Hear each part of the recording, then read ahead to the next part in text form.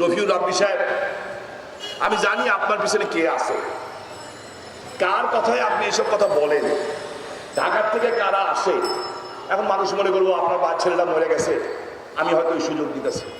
আমি এই মঞ্চে দাঁড়ায় বলতে চাই, আগামী কয়েকদিনের মধ্যে প্রেস কনফারেন্স করবো দরকার হলে। আমি দাবি করছি সরকারের কাছে তার ছেলের হত্যার বিচার করা হোক, দরকার হলে যে কোনো তদন্ত করা হোক, বিচারে বিবেচিত তদন্ত করা হোক। আমি জানি এর পিছনে কারা কারা ছিল। 7 মার্ডারের পরেও ঠিক একই নাটক ঘটনা হয়েছিল, এইটা নিয়েও নাটক ঘটনা হচ্ছে। কোথায় ঘটছে, কে ঘটছে, কোন কোন জড়িত, আমি মুখ খুললে অনেক বড় বড় অফিসার ফাঁসে। বলা হয় কি খসড়া চার্জশিট, প্রথম আলোতে দেখি খরচা চার্জশিট, প্রথম আলোতে খসড়া চার্জশিট দেয় কে? পুলিশের ভাষায় তো খসড়া চার্জশিট জীবনে হলি নাই। আইনের ছাত্র হিসেবে খসড়া চার্জশিট বলতে চার্জশিট নাই, আমরা বুঝিয়ে গেলি। তাই আমি ওই বাচ্চা ছেলেটার হত্যার বিচার দাবি জানাই। আর আপনি মনে করেন না, কিংবা আপনার পিছনে যারা আছে তারা মনে করেন না যে আপনারা ফ্যাক্টর হয়ে গেছেন তোমার বিরুদ্ধে প্রতিবাদ করার জন্য। না, আপনার বিরুদ্ধে প্রতিবাদ করতে আমরা আসি নাই, আমরা আসছি আল্লাহকে খুশি করার জন্য। আপনার বিরুদ্ধে কথা কইতে গেলে কিংবা আপনার পিছনে যে সমস্ত শক্তি আছে, আমি তো জানি, নাম কইতে পারি না, কইলে মনে করবো যে আমি ওই উদ্দেশ্যে বলতেছি।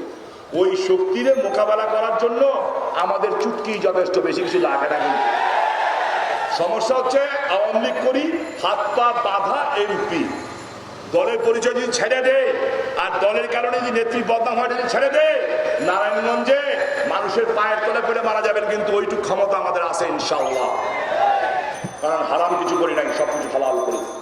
যেইভাবে আপনারা আমার 14 গোষ্ঠী তুলে গালাগালি করেন, আমি তো সহ্য করার লোক না। আল্লাহর কাছে লাখ লাখ শুকরিয়া করি যে আল্লাহ রাব্বুল আলামিন আমাকে ধৈর্যশীল বানিয়েছেন, কারণ আল্লাহ ধৈর্যকারীকে পছন্দ করেন। আমি নারায়ণগঞ্জের প্রশাসনকে বলবো, এমপি হিসাবে না, আমার ভাইরা যে দাবি তুলেছেন, যদি দাবি সত্য হয়, ওনারা আমাকে ভিডিও রেকর্ড শুনিয়েছেন, অডিও রেকর্ড শুনিয়েছেন, ভিডিও এবং অডিও রেকর্ডে রাব্বির মুখ থেকে যেই কথা বেরিয়েছে তা পরিষ্কারভাবে ধর্মের অনুভূতিতে আঘাতে 298-এ পড়ে। পরিষ্কারভাবে বাংলাদেশের সংবিধান লঙ্ঘন করা হয় এবং সেই হিসাবে এইটা রাষ্ট্রদ্রোহ পড়ে, 136-এ পড়ে। ব্যবস্থা নেন, ব্যবস্থা নেন।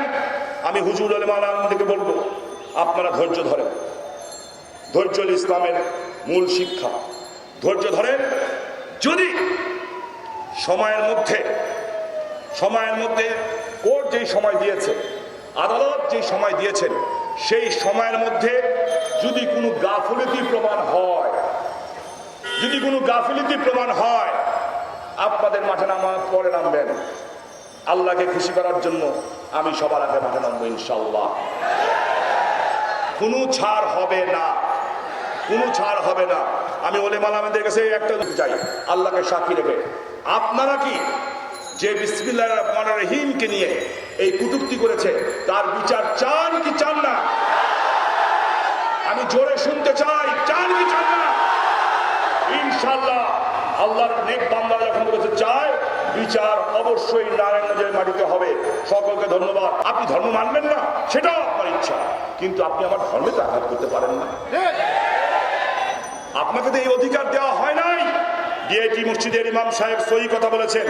একজন আইনজীবী হিসাবে আমি জানি, এই ধারাতে রাষ্ট্রের সৃষ্টি নিয়ে যদি কেউ কথা বলে, মুক্তিযুদ্ধের ইতিহাসকে যদি কেউ বিকৃত করে, রাষ্ট্রের সৃষ্টি নিয়ে কথা বললে এইটা রাষ্ট্রদ্রোহী মামলায় 136 নম্বরে পড়ে।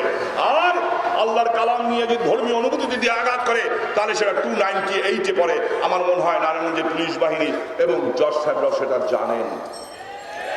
এই বিচার হওয়া উচিত। কিন্তু ইসলামের বিরুদ্ধে কথা বলে পার পাবেন না, কারণ বাংলাদেশের প্রধানমন্ত্রী হচ্ছে শেখ হাসিনা। শামীম ওসমানের সাথে হেফাজতের সাথে কোনো অমিল নাই। আমিও তো বলি অমিল নাই। আমি নিজেও বলি, রসুলের নামে কথা বললে আমার গায়ে লাগে, রসুলের নামে কথা বললে তারও গায়ে লাগে, বিসমিল্লাহ নিয়ে কথা বললে তারও গায়ে লাগে, বিসমিল্লাহ নিয়ে কথা বললে আমারও গায়ে লাগে। এগুলো থাকবে।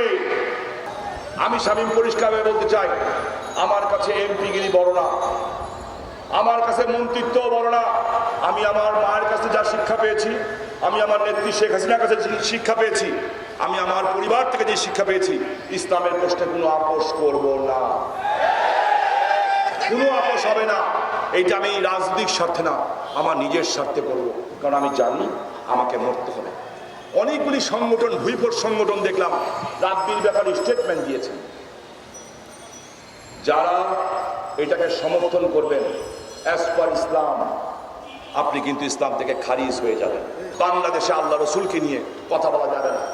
যদি এইখান থেকে এখন বের হইয়া, আমি সবার সামনে বলতেছি, আমি কিছু ভয় পাওয়ার কথা বলি না, যদি এইখান থেকে কোন জামাত ইসলামের মৌদুদিবাদী থাকে, যদি সুযোগ নিয়ে মনে করেন ঠিক আছে এটা গ্যাঞ্জাম লাগাই দিই, ঠিক যেইভাবে হেফাজতের সময় লাগাই দিয়েছিল, হেফাজত কিন্তু গন্ডগোল করে নাই, হেফাজত গন্ডগোল করে নাই, বড় হুজুরকে আসতে দেওয়া হয় নাই, ওইখানে জামাত যাইয়া ওইখানে যে ঢুকে গেছিল, যে ঢুকাইয়া, আমি সব জানি, আমি ঘটনার পাশেই ছিলাম আমরা, সেই কারণে মামলা খাইছে হেফাজতের লোকেরা, ঘটনা ঘটাইছিল জামাতের লোকেরা, কারণ ওরা ইসলামে বিশ্বাস করে না, ওরা মৌদুদিবাদে বিশ্বাস